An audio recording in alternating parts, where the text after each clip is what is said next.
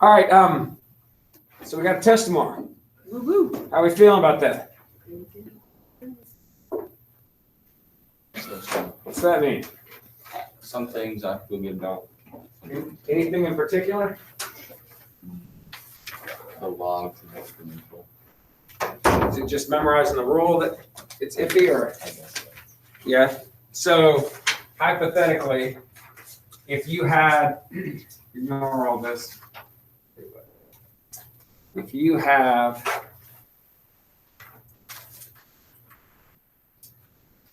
a function and you have 2 log base 3 4x squared minus 6x to the 7th, and I wanted you to take the derivative of this. So the derivative, I'm going to ddx the y, so dy dx, or you could write y prime. What would you do? I'm losing everything. Drop the 2. Drop the 2. Anybody have something that they might do because it's a log rule before you get started that might make your life a little easier? Swing the 7 to the front, which has nothing to do with the derivative, right? That's just your log rule. It says you have the right to swing the 2 up or the 7 down. But since in our rule, we're going to end up having to take the derivative of this, if I get rid of the 7, it's going to make that one less step for me. Kind of takes the chain rule part out of that part. So if I swung the 7 to the front and made it 7 times 2, now I'm dropping a what? 14. So I'm dropping the 14, which takes care of that. And now all I have to do is this part because I've already moved the 7 over. So how do I take a derivative of a log? And this is pure memorization. There are 2 things we do for the log. When it's not a natural log, there's 2 things. When it's a natural log, there's just 1 thing. But there's 2 things we do, and then we got to do the derivative of the part that's not the log. So she said, take the derivative of that. Technically, that's the last part, technically. The last part is the chain rule. So, and since that's inside the log, which I can do it first, it doesn't matter, but I'm just going to kind of go in order for the sake of order, I guess. So the log part says to do what with this? Copy it down to the bottom. So literally, that is the rule for the logarithm. And then to multiply by the natural log of the what? Of the base. And that's the part that I don't have to do when it's a base e, because ln of e is 1. So it literally is pure memorization. You copy this to the bottom, ln of the base. And technically, that takes care of the log. And then like anything, then you go to the inner function and take the derivative of that, which gives you 8x minus 6. And that would get multiplied out to the side, because that's what the chain rule does. Except you can multiply it out to the side, but you're never going to see it that way because they're going to simplify stuff. So I just get in the habit of putting that 8x minus 6 on the top. And if you want to make it 14 times 8x minus 6 on the top, even better. But like Ella said, the derivative goes on the top. The derivative of that part, that is totally true, but I just wanted you to see that in order. And then all that changes, if it's not a regular log and it is a natural log, you can still swing the 7, still drop the 14. The only difference is that would be ln e, and ln e goes away. So we just don't have that. You with me?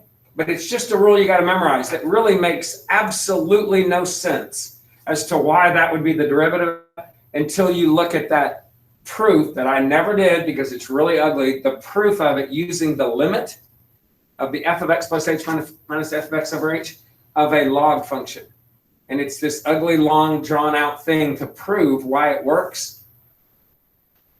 It's just not fun. And this is not really a proof class, so we're not going to get into the why of that.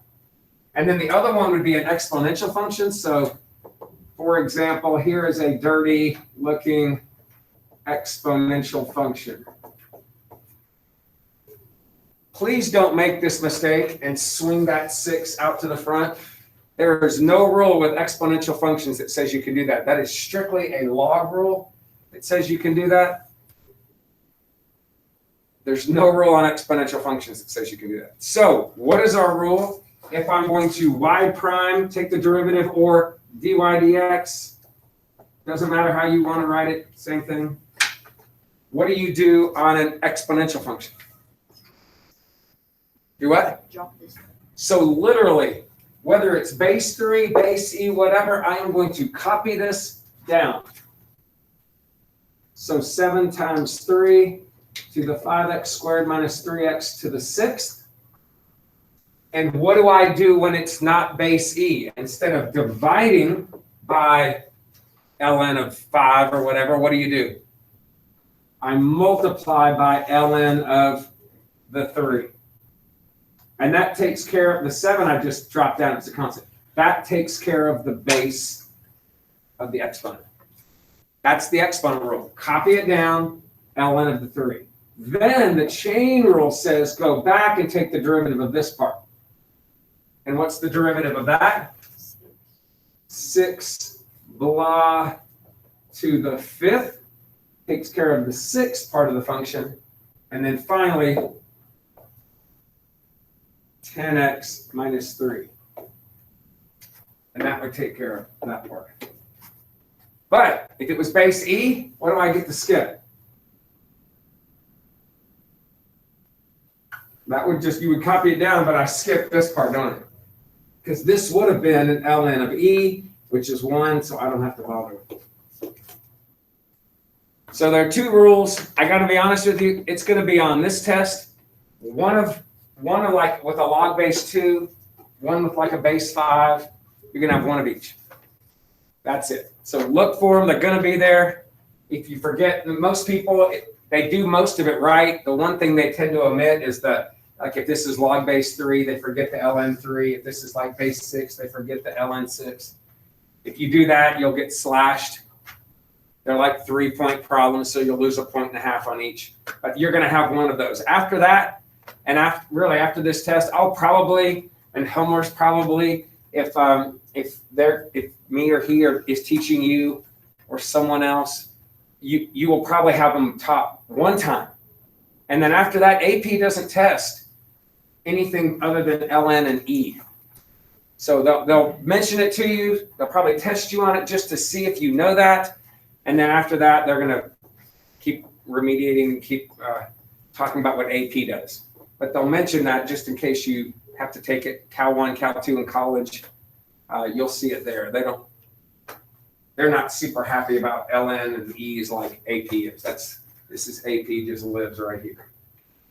They do everything. Exponential growth and decay, even with like half-life, double life, all that, they do everything with a base E log or base E exponential function for whatever reason. Anybody else? What in the world? No. I'm teaching the wrong subject. Sounds more fun over there. Got a new trick I want to show you that's going to change your lives. Okay? At least your math life. Have you heard me mention the word L'Hopital's rule? Okay. So L'Hopital.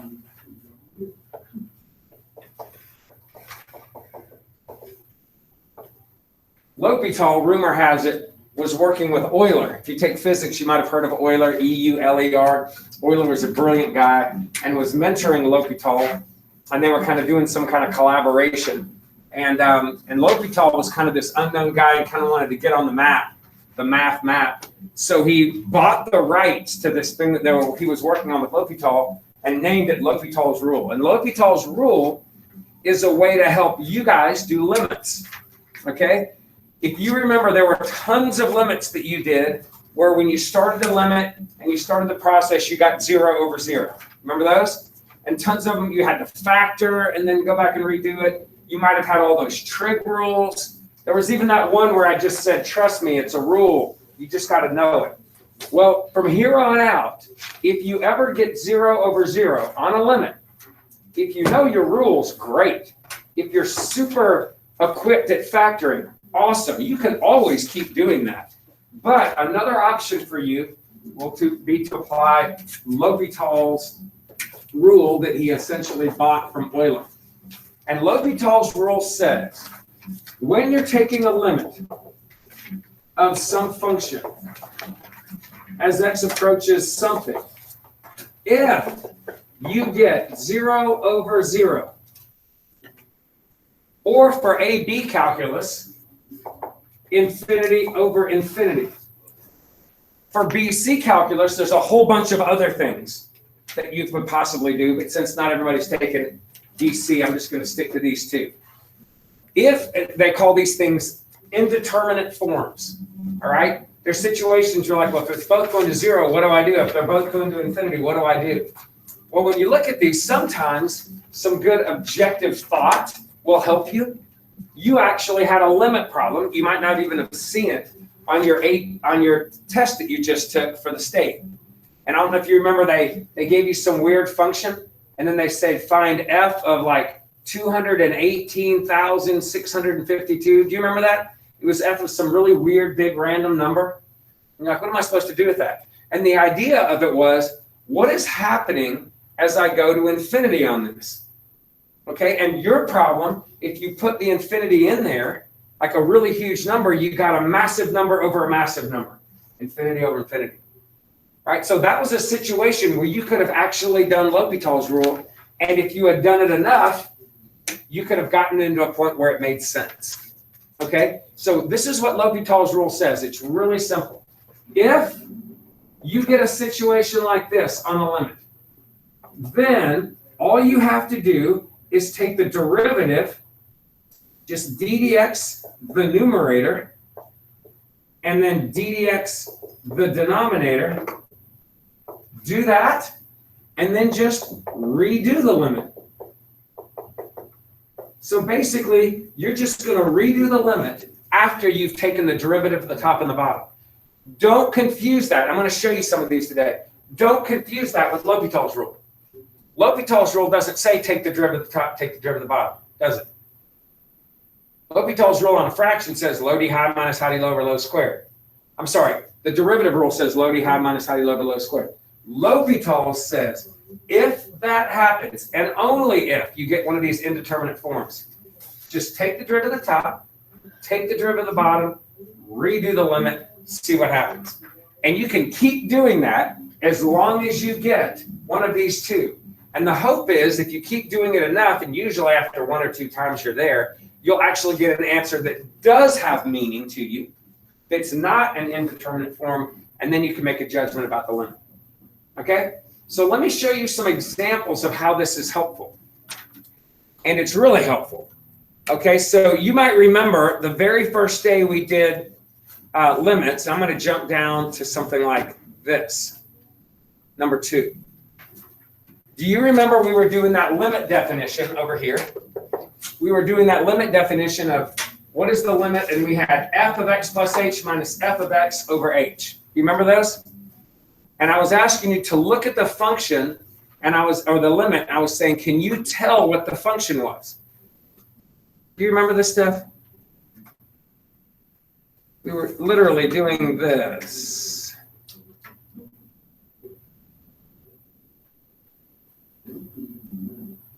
Okay, I was giving you something, remember these? It's like on page 61, I was giving you these limits, and I was saying, can you tell what the function was? And you were looking at them going, yeah, the function was 3x squared minus 2x. And you would write that function out, okay? Well, one of the options for evaluating limits like this, if you look at it and you see these h's in here and you go, wait a minute, that's that definition of a limit. I mean, that definition of a derivative using a limit. And one of the option is, instead of simplifying this, which was horrible, we did a couple of those in class. It took like 5 or 6 steps. Do you remember doing all of this math on that simplification, right? Where you found the f of x plus h. You found the f of x. I don't want to simplify functions like this. So if somebody gives me this thing, I am not going to go through all this simplification to do it. What I'm going to do is, well, what I was suggesting you did was find the function, which is 3x squared minus 2x plus 1, and then just take the derivative of the function. which is just 6x minus 2. And that beats the heck out of doing all of this to get 6x minus 2. That's an option. Find the function, then take the derivative of it. But you now have L'Hopital's rule. So L'Hopital's rule is going to really help you out in this case. So check out number 2 again. So if I look at this, one of the options for you, and this is not a favorite option, is to go, oh, I can see what this was. There was an x plus h and an x plugged in here. So the function, this is option 1, would be 3x to the 4th. Well, if that's a derivative rule, then I could just take the derivative of the function, 12x cubed, and plug in a 2. The derivative at 2 is 8 times 12 is 96. Great. And you can do that if you want. Okay? But what L'Hopital's lets you do, it lets you kind of omit this process and say, let me just treat it like a limit. So what would you do if you were evaluating this limit? You plug a 0 in, wouldn't you? And when you plug a 0 in right here, what do you get? 3 times 2 to the 4th minus 3 times 2 to the 4th over 0. So 0 over 0? Well, if you get 0 over 0, you can do L'Hopital's rule. So what does L'Hopital's rule tell you to do? Take the derivative of the top, take the derivative of the bottom, and then redo the limit. Okay, so I'm doing it with respect to the h. The h is your variable. So what's the derivative of this top part? If you just saw that function, what would you do to take the derivative? Tell me. Remember, we're not doing the quotient rule. We're doing derivative of the top, derivative of the bottom. So if I was doing the derivative, I would go 12 blah to the 3rd times the derivative of the inside part, which is 1. And then I'm going to go minus, what's the derivative of a constant? 0. And what is the derivative of h? Of a variable? Talk to me, guys. 1. And then I'm going to redo my limit. And when I redo my limit and plug a 0 in there, what do you get? Now, 12 times 2 cubed, which is 8, minus 0 over 1, so 96. L'Hopital's rule is going to bail you out when you don't even see that that's a definition of the derivative of f. You don't have to see it anymore. And the only time you can use these, remember, is when you have indeterminate forms. So if I'd have plugged the 0 in and I got 7, well, great, I'm done. Circle the 7, move on. If I plug the 0 in and I get 50 over 0, well, that's not 0 over 0 and infinity over infinity. That means there's a VA there. So use your VA rules. If I plug 0 in there and I get 0 over 10, which means 0, I'm going with 0. But if I get 0 over 0 and infinity over infinity, I'm allowed to use this L'Hopital's rule. So it really, to me, is a huge thing in your favor, because now all those weird derivative rules for trig, or what if you can't factor something? What if you end up plugging it in? You're like, well, I got 0 over 0.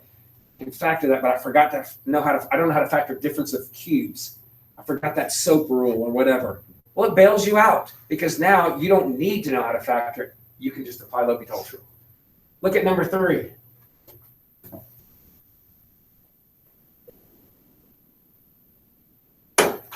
So what's the limit? I look at this. This is actually an alternative form of a derivative that we haven't even talked about. But guess what? It doesn't matter. Because if I plug a 4 in there, 5e to the 4th minus 5e to the 4th, there's a 0. 4 minus 4, there's a 0. So I get 0 over 0.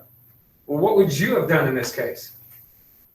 I mean, you go, I don't know how to factor that. I don't know what to do. But now you got L'Hopital's rule. So what is the derivative of 5e to the x? What's the rule?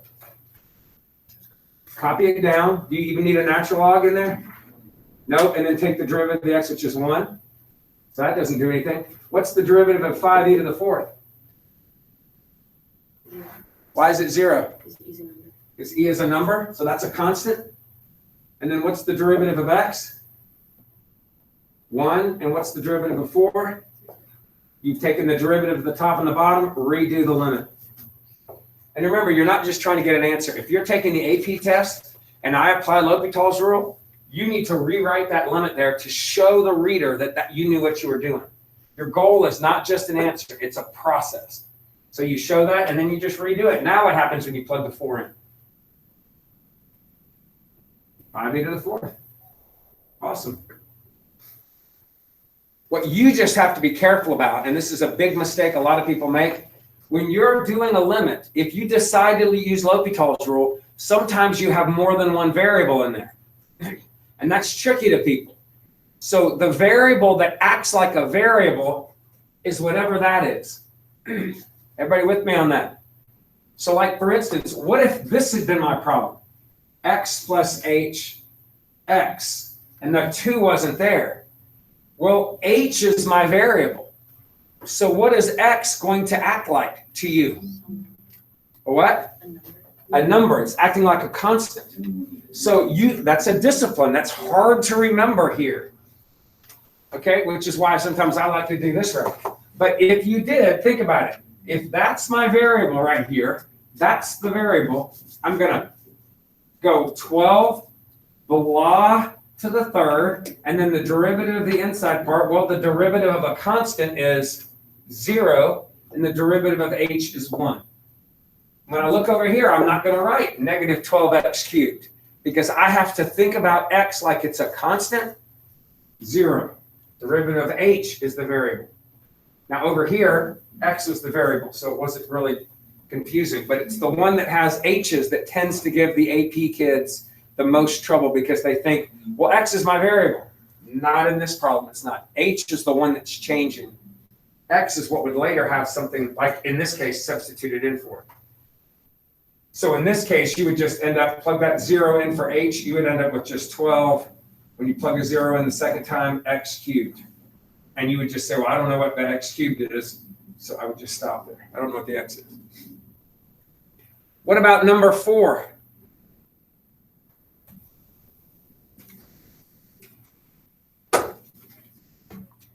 One option is to go, do you see that that's the definition of a derivative? If you did, what am I taking the derivative of in this? Can you see what the function was? What was the function?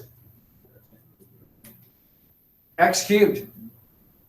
Now, if you don't see that, then you probably want to do L'Hopital's rule. Whenever I see h to 0 with an h on the bottom, and I look up here and I go, oh, that's an x plus h, but somebody already plugged the 10 in. And look, that's an x cubed too, but somebody already plugged the 10 in. 10 cubed.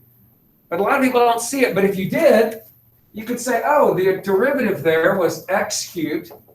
The function was, the derivative of the function is 3x squared. And I was taking the derivative when the x was a 10, and I could plug the 10 in there and get 300. But people don't like that. AP for like 10 years did not test L'Hopital's rule. They were expecting you to know this. But every AB teacher, BC was always testing it, but every AB teacher was like, nobody gets that. People don't see it readily. So they just kept teaching L'Hopital's rule. And about 2 years ago, they're like, you know what, we give up. They were really trying to get people to see that. But honestly, it's just easier doing L'Hopital's rule. It's easier telling kids, hey, there's your variable. So when you plug a 0 in there, you get 10 cubed minus 1,000 over 0. Do L'Hopital's. What's the derivative of that?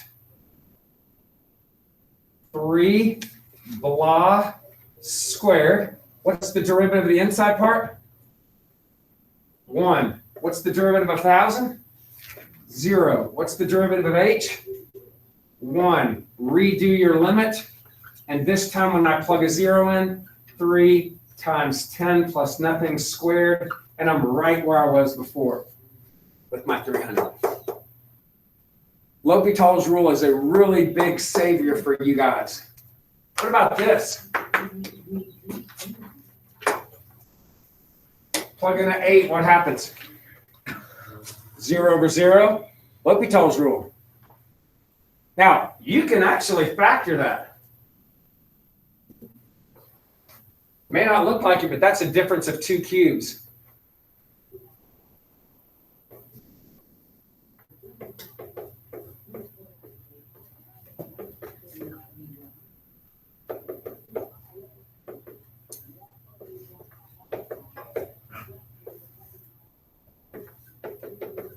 That times that gives me this.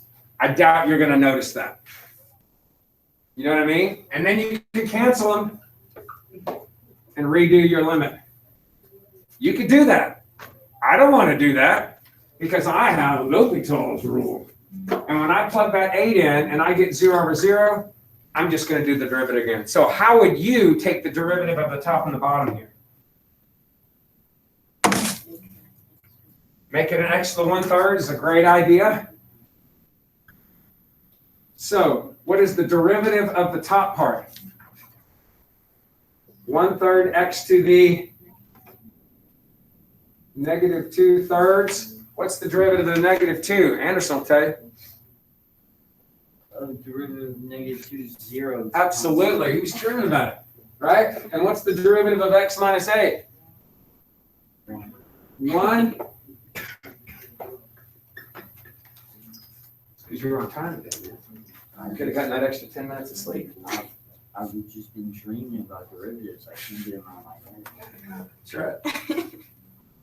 Y'all with me?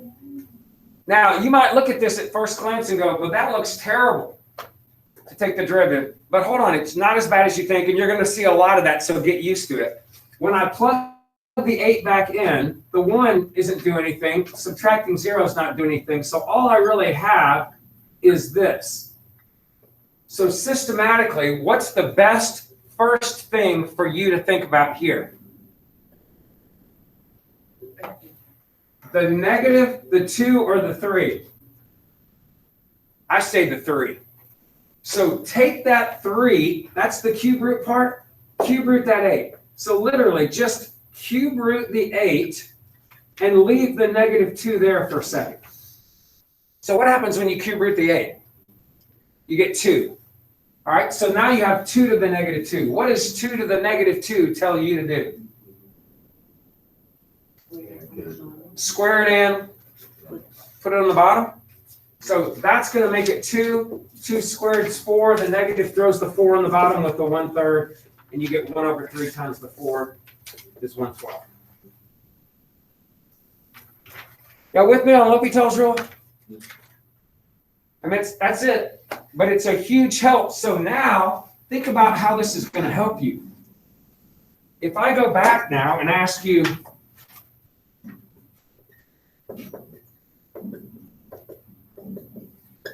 you remember that one? And you plug the 0 in, you get 1 minus 1 is 0. Plug in the 0, 0, and you're like, crap, I can't factor it. Some of you try to split it up. I saw that on your test. But look, if I split it up, I get 1 over 0 minus 1 over 0. I know it's tempting to say undefined minus undefined is 0. And you got really lucky if you did that and wrote down 0. But it's not because it's true. It's because you got lucky. Because a lot of times you'll get a DNE minus a DNE, which is what you have here, and get 0. A lot of times you'll get a DNE minus DNE and you'll get 4. A lot of times you get DNE minus DNE and you'll get negative infinity. It could be almost anything. And sometimes it'll just be DNE. But you don't have to remember this rule anymore that I told you to memorize. Because if I get 0 over 0, what can I do? Oh, crap, you can't do this because you don't know trig derivatives. But you will on Wednesday. No, you won't. You will on third. Yeah, you will, because I'm leaving you a video to watch. Okay, but if you did, you would go, okay, the derivative of 1 is 0. Drop the negative. The derivative of the cosine you'll learn is negative sine. The derivative of the x is 1. And then once you do that, you'll redo the derivative. And when I plug a 0 in there, I get positive sine of 0, which is 0. 0 over 1. Oh, that is 0. But all those trig rules you have, once you learn trig derivatives, you'll be in really good shape on those. Y'all with me? Actually, I will be here Wednesday for you guys. So you will not have to watch it. But anyway, L'Hopital's rule is a huge help for you moving forward. It really will be great, especially on your AP test where you're like, man, we did derivatives in. Like you'll do them in Helmer's class if you're in there for like a day, because he'll just expect you to remember limits. And so when you pop up and do limits, you're like, crud, I forgot all those rules. Well, half of those rules that you had to memorize were based on 0 over 0 situations. So L'Hopital's rule is a huge help for you. So you can avoid this cosine one. I don't know why it's on there, because we don't know trig derivatives. Let me jump, look at number 9. What's number 9 asking? It says, why is this, then what is that? We mentioned this on day 1. What is that asking? dy, think about it. If I have a function y, if I ddx the y, so I'll just leave this blank. If I ddx the y, that's basically dy dx. I'm asking you to do what to that function? Take the derivative. And we know how to take a derivative. The derivative of that is, copy it down. I don't even have to ln e it. That takes care of the e times the derivative, 2x. That takes care of the x squared. But then, what happens when I tell you to ddx that? If I tell you to ddx the dy dx, I'm really asking you to do what? D squared y, the dx squared. So what am I really asking you to do? Say it loud and proud. What is d squared y over dx squared saying? Take the derivative of the derivative. That's called the second derivative. So just do it twice. So I'm going to take this now and take the derivative of that to get to here. Well, what do I have now? Got a product rule. All right? If it was just a 2, it'd be just a constant. But if it has a 2x, you have some term with an x times another term with an x. That's a product. Right? So help me out. First, it doesn't matter, I didn't put this in a nice order, but first, d second to plus second d first. What's the derivative of the first? Same thing I had right here, right? So copy it, derivative. So if you were cleaning this up, you would probably have this. Am I right? But that wasn't an option. In fact, you probably wouldn't even cleaned it up. You probably would have just left this, which is fine. If I say take the derivative and you do that, you can leave it. But if it's multiple choice, if this is what I have right here or even right here, and it's not an option, what do I probably need to do? Can you see it? Which one of these? Is it this one? This one looks like I factored out a 2x. Can I even factor out a 2x? No.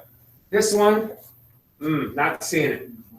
This one doesn't even look close. This looks a little closer. Looks like I factored an ex squared out. But if I factored ex squared out, I get 2 plus 4x squared. Must be that. Now, I don't know why they're factoring, but AP does do that a lot. Probably because when you're actually taking derivatives, you're doing it for a reason that we're not talking about this chapter. But anyway, so you go with E. All right, let me show you another way AP likes to ask questions. And so will your AP teacher ask them this way as well. So they'll give you a table. And you can see from this table they gave you values of x, and then values of the function, the function's derivative, the function's second derivative, and then another function g, its derivative and its second derivative. And these are all based on these x values. And I don't know what AP's obsession in this, but they see it a lot, so I just got to prepare you. They love to name things like this. They'll say, hey, the function h is actually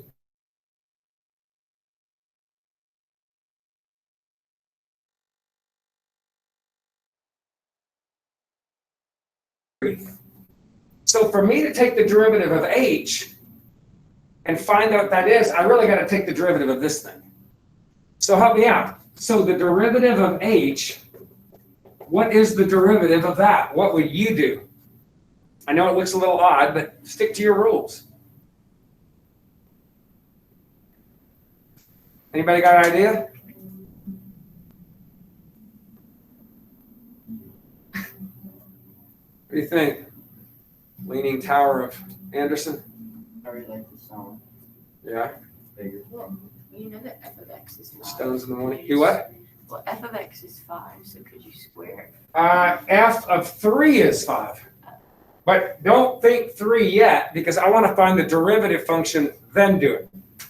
Guys, what's going on here? I've got a function, and the entire function squared, and I want to take the derivative of it. What do you do when you have two things going on?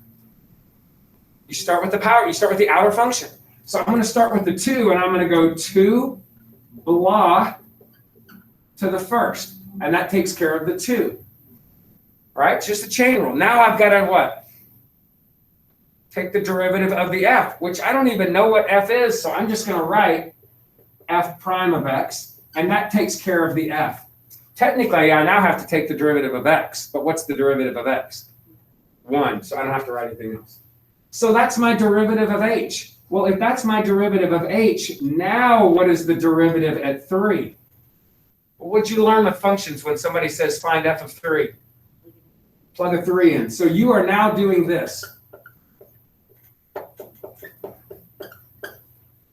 So can you do this stuff? What's f of 3? 5? Plug 5 in. What's f prime of 3? 4? Plug a 4 in. And you end up with 40. All right, let's get a little dirtier. Look at number 11. Y'all with me? Number 11, what is it saying? And somebody describe to me what it's saying in. This is saying h is g of f of x, and I want the derivative of h. So I want to take the derivative of that. What rule is going to help you take the derivative of this? Okay, close, but no. Be really careful on this. This would be the product rule. Do you see the difference? G of x, f of x. G of x times f of x. This is g of f of x. What rule is going to help me take the derivative of that?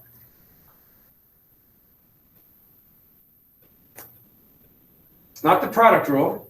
It's not a power rule. It's not a quotient because you're not dividing.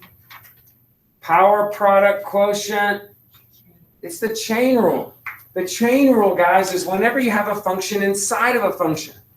It's like when you got a big polynomial that's cubed. That's a function inside of a cube. And what did you do? You started with the outer function first. When you have a natural log of a big function, that's a chain rule because you have a natural log function and another function shoved into the natural log.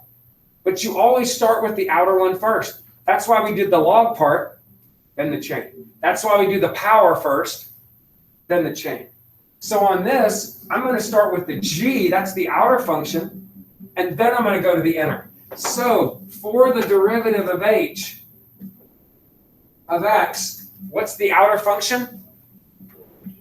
The g. So I'm going to go g prime of blah. And I'm just going to copy this down.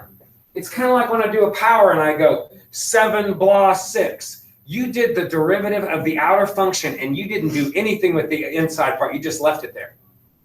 Then you went and took the derivative of the inner part. Then I'm going to take the derivative of what? So f prime of x. Literally, that is the chain rule that's written on your page in your book that says chain rule at the top. It might not be g and f. It might be f and g or h and x or h and f or whatever. Outer function, inner function. So the derivative of g with respect to blah, that takes care of the g part. The derivative of f with respect to blah, that takes care of the f. And then technically the derivative of x, that takes care of the x. All three parts. And now you have to take the derivative of h at 3. And what does that tell you to do? Plug a 3 in. So let's be careful. I'm plugging a 3 in. What should you do first when you're simplifying this?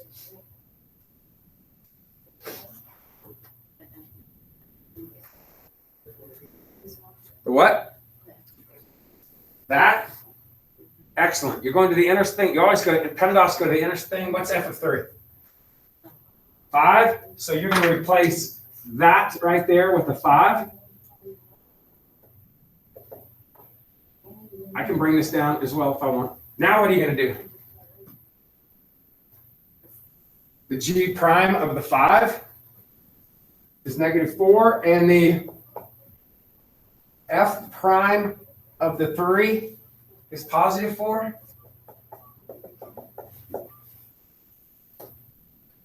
Y'all seeing it?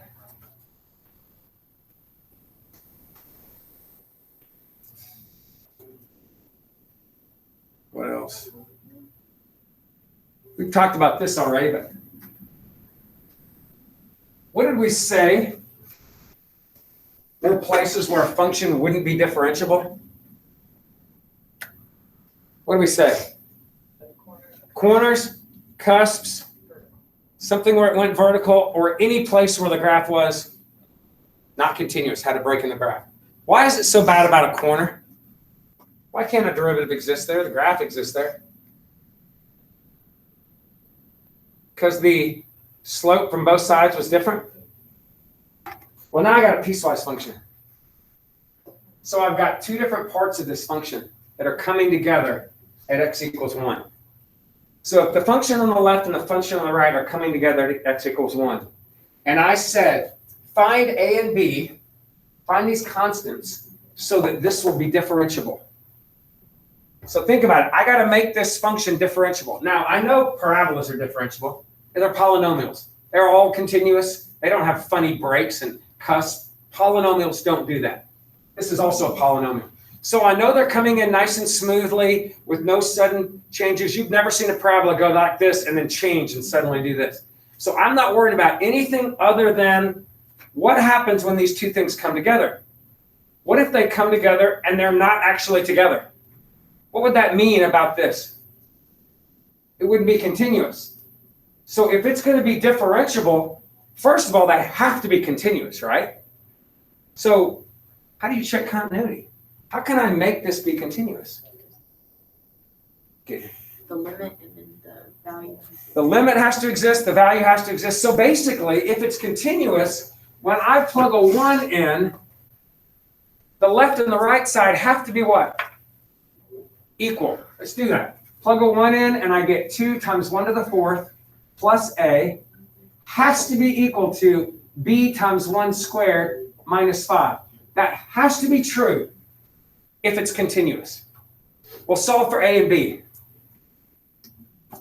You can't. You've got one equation and two variables. Okay. Well, let me ask you another question. What if they were continuous? What if they came together and they actually connected, but they connected like this? Would it be continuous, but we're trying to find a and b so that it's differentiable? What has to happen when they come together? Can they do this? Because the slopes would be the same. So I just made sure that the value's connected by doing this. Now I got to make sure that the slopes are the same. How do I make sure the slopes are the same? Do the derivative and repeat the process. So the derivative would be this. So I'm going to basically do a separate function, the derivative of the piecewise function. So what? 8x cubed plus 0, it's a constant, and 2bx to the first minus 0, it's a constant. And now I'm going to make the slopes. These are slopes. Let's make the slopes. I've already connected them. This makes sure they connect. Now I got to make sure the slopes are the same at 1. So plug a 1 in again, and I get 8 times 1 cubed. Plug a 1 in there. I get 2b minus 0. And now I've got the slopes are equal. Well, if it's continuous and the slopes are equal, I've checked both boxes, right? All I got to do now is solve for a and b. So what do you get for b here when you solve? 4. So your b is 4, and then you can take your b up there, and you get a equals -1/2.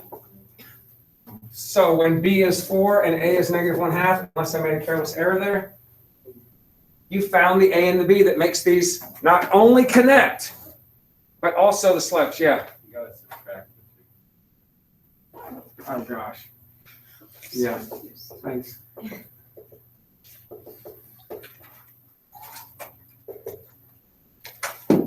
You with me?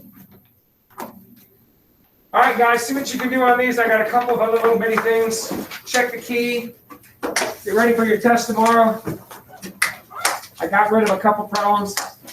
Actually, a little bit easier than the past, a little bit shorter.